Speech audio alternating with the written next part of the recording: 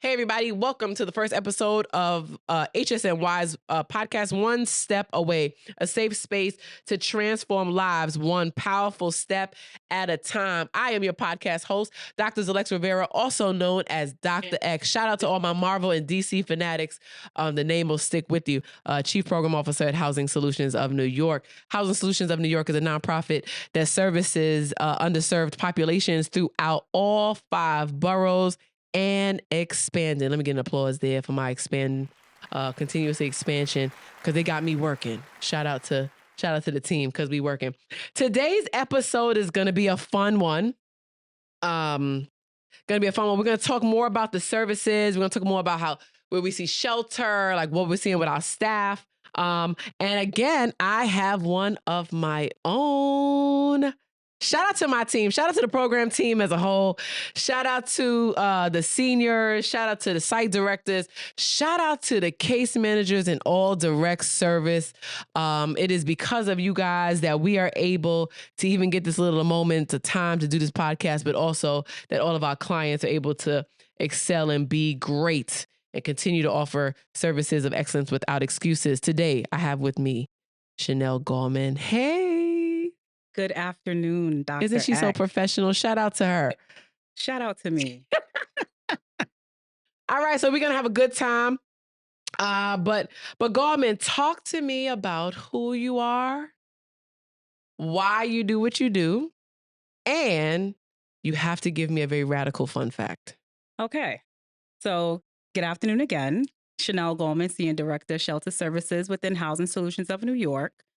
Currently, I oversee 9 of our family with children facilities throughout the Bronx. I've been doing this for about 3 years in this role. So I'm really excited to have the opportunity to connect with the program. Shout out to that. She was a promotion. We need an applause there too. She got promoted. Thank right? you. We want to talk about succession planning here at HSNY. So she was a promotion, but keep going. Okay. So why do I do what I do? So I've started this about 15 years ago as a case manager. And one of my passions was just always being able to assist. Now, there was a point in my life where I really thought that I could save the world. And then my heart was broken when I realized I couldn't. Me too. So I needed to remain in this position to be able to help people navigate that component of things and recognizing that you can't save everybody. You have to meet them where they are. So a part of my role at HSNY is being able to tap into frontline staff, being able to pour into them, in addition to the leadership, like let's not forget the leads. But really show them how to navigate through the nuances of our marginalized families and singles that we serve in order to help them assist with their transition back into permanency. Nice. Fun fact. Fun fact. When I was in 6th grade, I was on Regis and Kathy Live, dancing with the Black Power Ranger. All the way back. Make sure we find that clip. We need the clip. If you find it, let me know, because I've been searching. I've been searching for it. We need to find that. Now that everything is viral, I'm like, let's find it. All right, talk to me about your leadership. Now that you went from, you started off as a case manager, you've worked your way up. So shout out to you and applause to that. Thank you. But then when you became a program director and then became a senior, talk to me about your leadership style. How do you change it? How do you enforce it? What is it? How do you maneuver it? Like, talk to me about that whole process and what you've been learning as you continue to grow and matriculate. I'm glad that you asked that question, because I recognize over the last course of a few years that my leadership style has completely shifted. I like to look at myself as a coacher, developer, someone who's able to pour into people and help them get to that next step. I believe that maintaining an open line of transparency with the team members allows them to recognize where they need to develop, where they need to grow, and how I can support them in doing that. I do believe that the connections that I have through my leadership style helps with the level of success that we see across the programs. Yeah. But I do want to say that it does require some transformation, right? So you're not always going to manage other people the same way. So you have to be flexible and adaptable as a leader to be able to engage and meet the person where they are, not necessarily the position that they're in. So over the course of time, I've recognized the importance of being able to adjust my leadership style. So, I mean, at this point, I could say transformational, but I am by core of heart going to be a coacher, because I really want to ensure that people recognize the importance of what we do and why we do it, in order to have the level of success that we need as an agency. You were here before the rebrand, right? So we get some good intel now. So you were here before the rebrand, and then you were very instrumental in the transition or the transformation that we've been going through as an organization. And for any of our listeners who don't know, Housing Solutions went through a rebrand approximately 2 years ago. I got it. We went through a rebrand at least 2 years ago. And since then, we've continued to expand and grow, expanding to 5 boroughs, growing, maneuvering, offering new programs, stellar services, and things of that nature. Talk to me about how you've been in that transition and where you kind of see us in the next, let's say, year, 5 years from now. The transition has been beautiful. Nice. Right? It's been beautiful because we've expanded across multiple boroughs. We're now servicing several different populations. We've expanded our entities as far as our food and nutrition department. We've also connected with the care to coordination with the clients and now our supportive housing. I do foresee the agency continuing to grow. I have a couple of ideas in the back tucked. Maybe we can pour into that and try to see where else we can take Housing Solutions of New York. But it's just been a beautiful experience seeing the process of the agency grow and expand and service individuals, not only in the Bronx, but externally in other boroughs. So I would love to see us continue to expand shelter-wise, but also try to pivot out just a little bit more and give us some other entities to focus on too. Sounds like she's giving me more work, but I'm She's here a busy for lady. it. Yeah, I'm here for it. She said, keep doing what you're doing, but let's think about some other things. Holidays are coming up. So, shelter is a very unique place during the holidays. Talk to me about your experience or anything that, that we have coming up regarding Thanksgiving, Christmas, the New Year's, and, just overall your experience around clients in shelter during the holidays. Yeah. So clients in shelter during the holidays is a catch-22. Right? We want to be able as an agency to be able to provide service to them during those times where they don't have their immediate families, but also recognizing that is a very traumatic experience for some families, especially for those who do not have persons externally to connect with. As an agency, what we want to do is continue to maintain our client events to show them that they have the level of support from staff. So we're always trying to schedule something a month in advance to prep, whether it be Thanksgiving or Christmas. Within the agency, of course, we have our donations that we're going to distribute across the programs. However, we also have connections where we're also having some donations being forwarded over from external persons. So I'm excited about that. When it comes to families, we have to recognize that not every holiday is a holiday, right? There are going to be a lot of emotional circumstances that arise just from their previous experiences. So we want to ensure that not only are we celebrating, but have a level of support on site during those time periods, just to ensure that they have that level of support if needed. How do you think our services differ from other providers? That's a good question. I usually have good ones. So HSNY offers several different entities within itself. So we do have the food and nutrition department where we do get pantry bags to be able to service our families within DHS. So being able to provide that extra level of food security during the holiday season, during a day-to-day. I love the care to coordination that's servicing our youth age 13 to 21 with being able to connect them with light treatment services or just, workshop events to help them stay engaged. And if needed, definitely referring them out. We also have our CREATE team of supportive housing. So just all of the different entities outside of DHS is what makes us different and very unique from other agencies. Yeah, you touched on a little bit about CREATE. I know you don't oversee CREATE, but it is supportive housing, right? And coming from shelter, HSNY decided as a whole to expand our reach, right? Our mission is to end homelessness. And what does that look like, right? That looks like we should find ways to end homelessness by providing housing solutions. And one of them is supportive housing. So, we were so lucky to have our supportive housing program that is doing well and adjusting and transitioning. What are your thoughts on how we've expanded into supportive housing coming from a shelter background? I think it's an amazing transition because not only are we servicing those who are in immediate need, we're allowing them to transition out into a form of supportive housing where those services are still being rendered, however, not as intense on day-to-day touch base when it comes to case management. Now, we do provide the continuing service of going to engage and checking the units and all the great stuff, but it gives them that level of independency in the community that allows them to be able to know that they are back into the community as a person, not just a case number. How do you think community plays a part in all of the work that we do? Community. Like community-based organizations, like giveaways, like how valuable is these? It's essential. Okay. It's essential. And why? Why do you think it's essential? Families need all the support that we can get. Let's be realistic. The environment that we're currently in, it does not provide a level of stability for anyone when it comes to housing insecurities, food insecurities. The recent shutdown really has impacted not only working people, but non-working people. Yeah. So it's very critical that we come together as a community in order to be able to support each other, give back to one another. So all the community-based organizations that are in support of HSNY and external agencies, it's very critical for the success of our persons and our families that we service to be able to help them get back on their feet, transition out, and be able to sustain in the community, not just move out, but sustain in the community. So let's shift to our staff, because I know you have a real passion for the professional development and growth of our staff. A lot of people.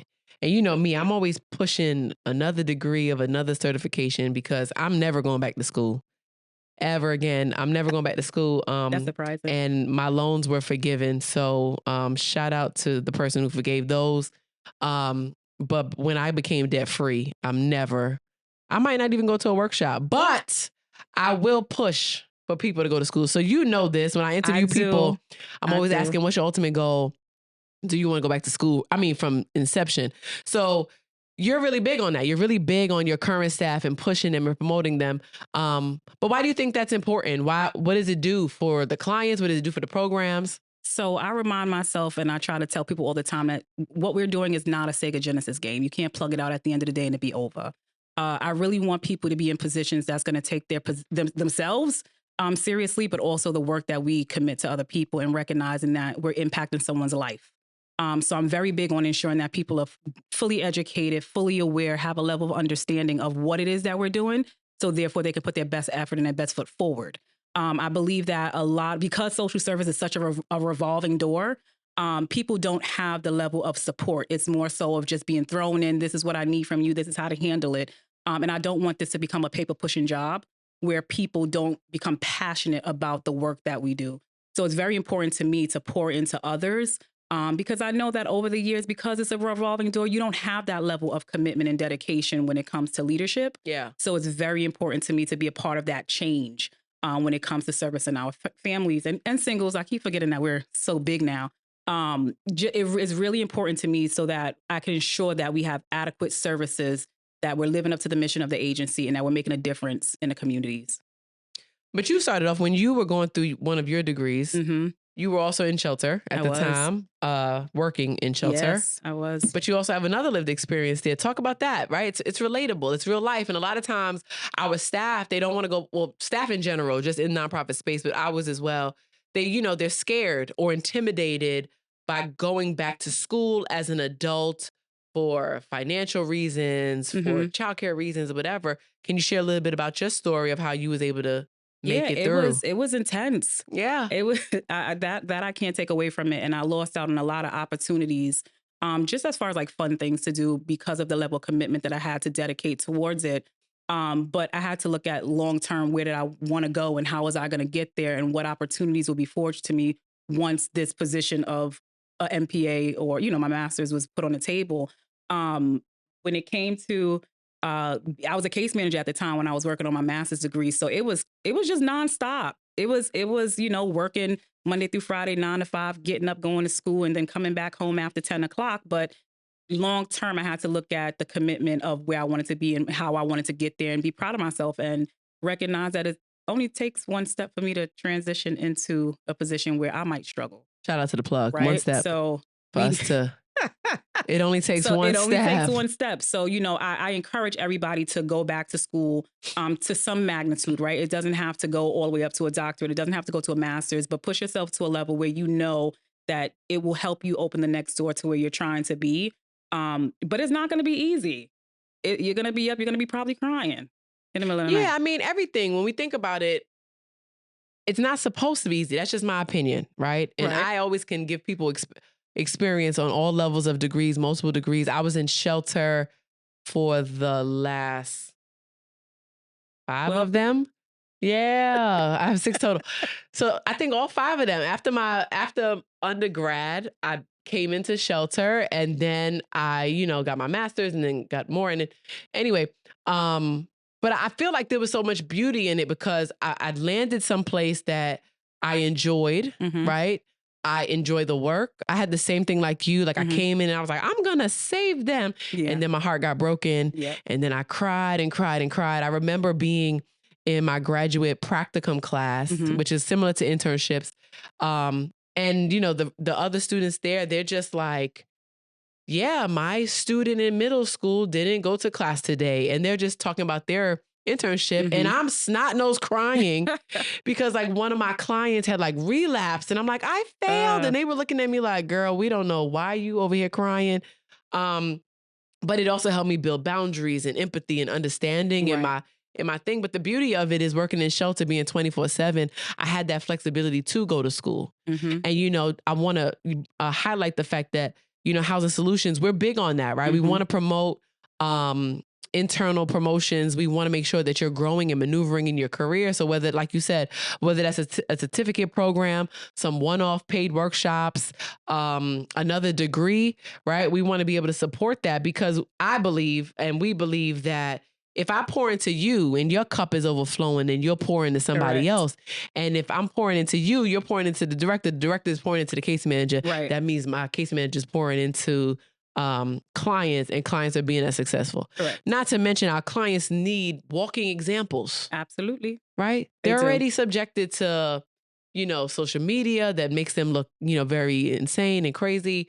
But they need to be able to come in and each one of our sites, I can confidently say is at least a safe space, right? When you come into the doors, somebody is going to listen to you. Somebody is going to respond to you. And then, you know, between most of my seniors, somebody is going to come to me and advocate for something to get something of something. And so just think about that for all of our listeners. Like, go back to school, go back, educate yourself, learn more, always be a walking sponge. Just yesterday, I text Gallman. I said, hey, don't you want to get another degree? That's because I can't get any more. So I said, don't you want to get another one? I'll live vicariously through you, but I'll help you get through some papers if needed. And we'll continue that conversation. So never stop. Understand that the sky is not the limit. It's only the beginning. Now, with all good things, there are also some challenges. So what do you think, what challenges does the organization face and how the team continues to adapt to the meeting rising community needs? Okay, so then where do we start? Let us start with the food insecurities, right? The government shutdown just happened, and I kind of got freaked out when I saw it on the news, right? We have thousands of families, singles within our portfolios, and the immediate thing that came to my mind is, how are these people going to eat? How are they going to eat? That is a big resource that they rely on to ensure that their families, you know, have sufficient food each month.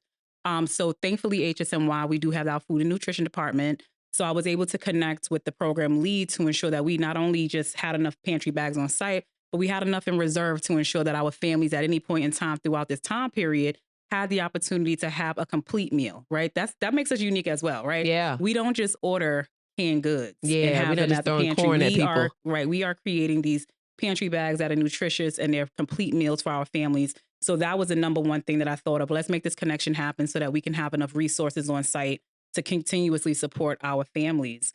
Now, when it comes to housing insecurities, this is a huge crisis that has been going on for years, right? The rent is always so high in New York. When we come to our landlords, they indirectly discriminate by raising the rents even higher than the price of the voucher. So as the years continue to go on, it becomes very difficult for families to transition now, particularly those who don't have vouchers, right? Those people are kind of in limbo when it comes to transitioning because they make too much for the voucher, but then they do not make enough money to move out independently when it comes to cash paying. So we have a lot of families that we are trying to make those connections happen when it comes to resolving the housing insecurities. Yeah, so that's literally a part of some of the challenges that we face as an agency that I hope that over time, not only the agency can find different opportunities to better support our residents, but also have our communities really tap in to alleviate some of that concern. Yeah, it takes us now to, when she said tap in, I want everybody to tap in now and understand that every day is Giving Tuesday. I need everybody to like and subscribe and understand that this Giving Tuesday, your generosity can help sustain programs like our food and nutrition program that Gallman mentioned, like our shelters, our culturally sensitive bags, and ensure that every family has access to the resources that they need. Every act of kindness truly makes a difference. Please join our website and make sure you give on Giving Tuesday. Gallman, thank you so much for joining me. It was a pleasure. We had a good time, even though she was acting like she was nervous, but we had a good time. Thank you for your insight. Thank you for being a part of this. And everybody, thank y'all for tuning in. Until next time, understand that all of us are just one step away.